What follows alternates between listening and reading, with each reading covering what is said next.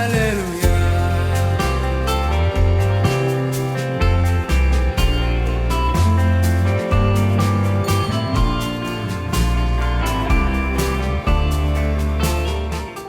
Greetings, folks, and peace of Christ be on all of us. Welcome back. I'm very excited to see you again in this new series where we'll be discussing the Olivet Discourse from the point of view of Matthew. We'll be, however, checking out the point of view from Mark and Luke.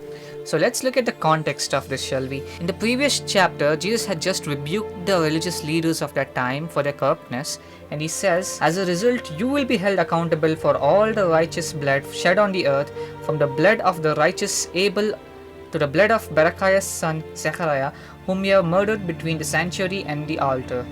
I tell you all with certainty, all these things will happen to those living in this generation. That's Matthew chapter 23, verse 34 to 36. In the next verse, Jesus laments over Jerusalem. O Jerusalem, Jerusalem, who kills the prophets and stones to death those who have been sent to her. How often have I wanted to gather you together as a hen gathers chicks under her wings, but you are unwilling.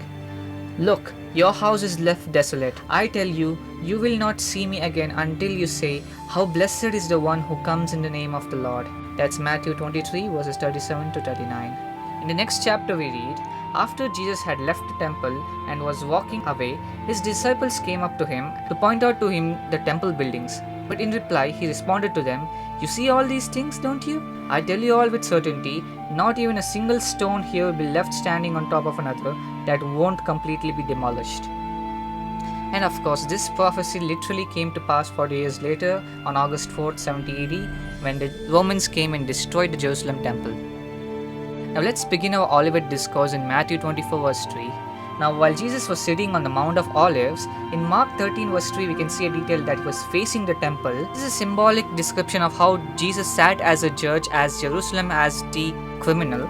The disciples came to him privately, and we can also know who the disciples are. In Mark 13:3, it was Peter, James, John and Andrew, and they came to him privately because people talking about the destruction of Jerusalem publicly was considered an offense in the ancient times. And they said, tell us when these things will happen, and what will be the sign of your coming and of the end of the age.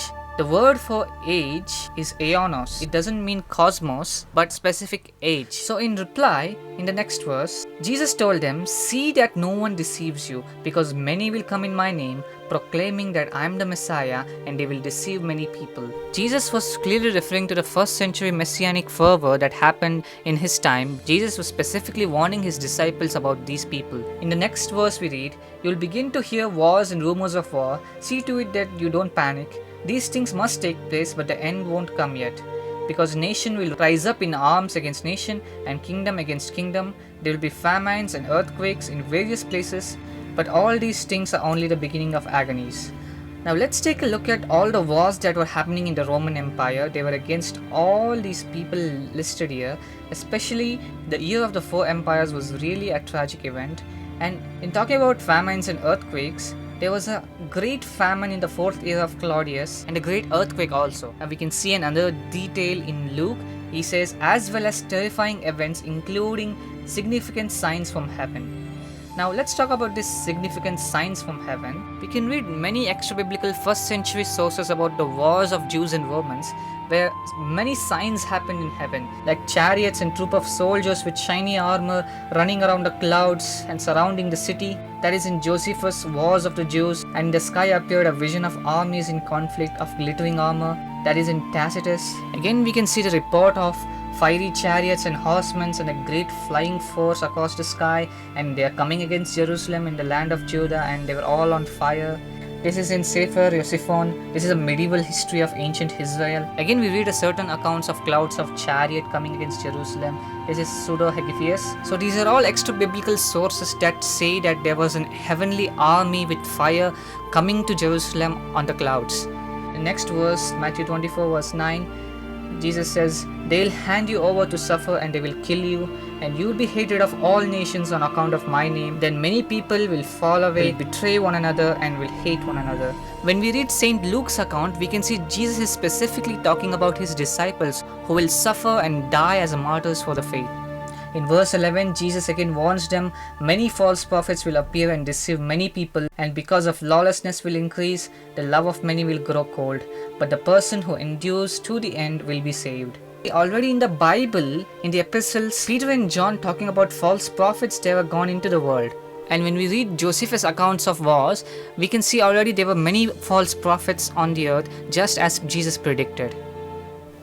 And then we read in Matthew 24 verse 14, and this gospel of the kingdom will be proclaimed throughout all the inhabited world as a testimony to all the nations, and then the end will come. And the Greek word is literally the whole world here. Now, I'll ask you a strange question, which the answer you might find surprising. Was the gospel proclaimed to the whole world before 70 AD?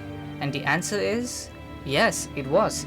Saint Paul writes in Romans 1 verse 8, the news about your faith is being reported throughout the world. But I ask, did they hear? Certainly they did. In fact, their voice has gone into the whole world and their words to the end of the earth. And again in Colossians 1 verse 5 to 6, the gospel that has come to you just as it is bearing fruit and spreading over the whole world.